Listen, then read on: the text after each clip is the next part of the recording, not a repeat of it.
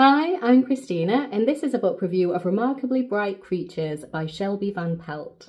So this is a contemporary novel and it was published in 2022. And I'll just start by saying I really enjoyed this one and I've given it 5 stars. I thought it was a really lovely book and it was very, very sweet, and I just had a really fun time with it. So this story is told through 4 different perspectives, and the first perspective is an octopus, and I have to say he is my favourite character, and this is what makes the book so unique for me and I'm sure so many other people, because I have never read a book where one of the narrators is an octopus. So the name of the octopus is Marcelus and he lives in an aquarium. The aquarium is run by a man named Terry, and Terry's daughter named the octopus, so his full name is Marcelus McSquiddles. And when we meet him, on the top of his chapter, it says day 1299 of my captivity. So he has a lifespan of 4 years, so he is nearing the end of his life expectancy. And I just love him as a main character. He's such a witty main character. I really enjoyed his perspective. Every time we got back to his perspective, I always had a really, really good time with it. And he's just, very kind of funny and witty, and he's also very, very intelligent. And his observations on the humans that are around him in the aquarium, the people who work there, and the people who come to visit are just really, really brilliant. And he's such a wonderful main character. So the second perspective that we hear from is a woman named Tova Sullivan. She is 70 years old and she works at the aquarium as a cleaner. And she is dealing with a lot of grief and loss in her life. She is grieving the death of her husband, Will, and she's also grieving the loss of her only son, Eric. So many, many years ago, her son, Eric, disappeared a few days after his 18th birthday, and he was never seen again. So she has a very recent loss that she is grieving, and also a more distant loss that she's also grieving. So she's lost the 2 people who meant the absolute most to her in her world, her husband and her son. And she's really struggling to come to terms with this loss. And working at the aquarium is just something that kind of keeps her going. It gives her a reason to get up in the morning, and it gives her life a purpose. I don't think she actually needs this job in terms of financially. She's doing okay. She doesn't need the money. That isn't the reason why she is still working. And she has a group of friends, a group of women that she's known for a long time. And they all wonder, why are you still doing this job? Why are you still working? You don't need to. You should retire and enjoy your life, enjoy your retirement.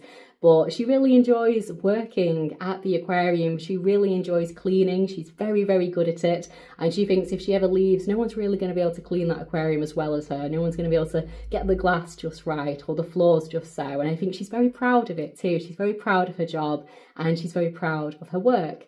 And she starts up a friendship with the octopus, which is so, so lovely. It is such a beautiful friendship, and to watch it blossoming is really, really lovely. And for a while, we read alternate chapters between Marcelus, the octopus, and Tova, one of our other main characters. Now, I will say I also really liked that one of our main characters is an elderly woman. It's also not a perspective that we get very often in books.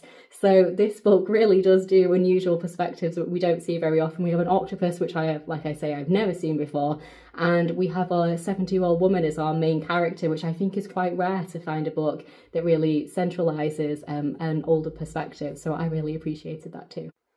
So our third perspective is a man called Cameron, and he's really not doing very well in his life at the moment. He has just recently broken up with his girlfriend, and now he is homeless because they were living together and she has kicked him out.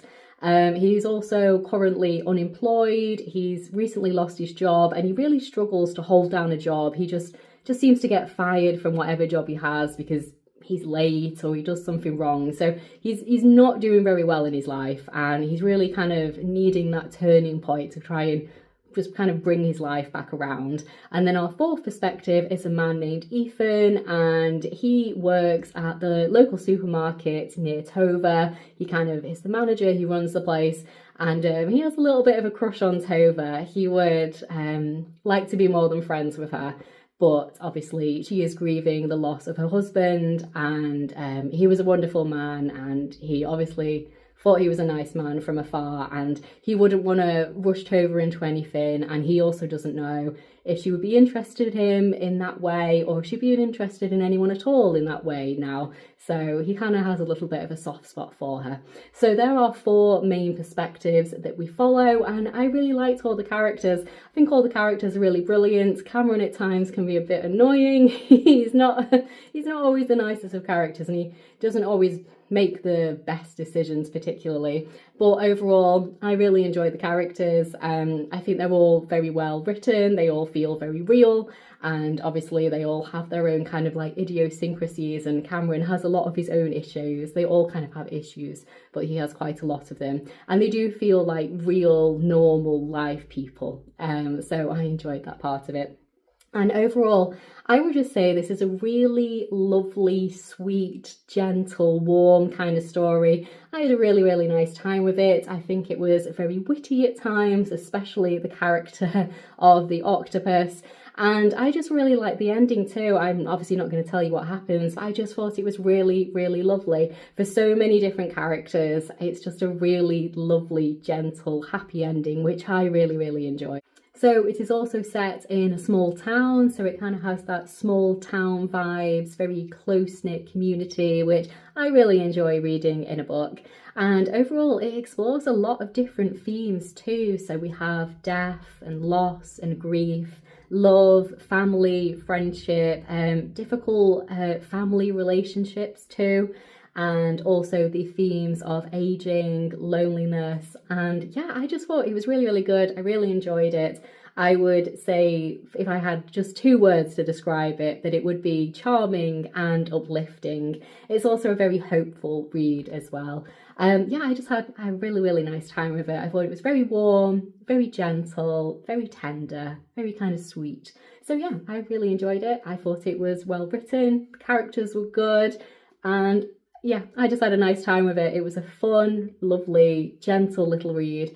And I read this one when I wasn't very well, which I think was the perfect time to read it, because I probably didn't really want to read anything more difficult than that. It was just a very easy, happy little book, which I enjoyed. So yeah, if you have read this one, I would love to know what you thought of it down in the comments below. If you haven't read it but I've convinced you to read it, definitely let me know that too, and then come back once you've read it and let me know what you thought of it. And please do like the video if you've liked it, and please do subscribe if you'd like to hear more of me talking about books. I'll see you in the next one. Bye.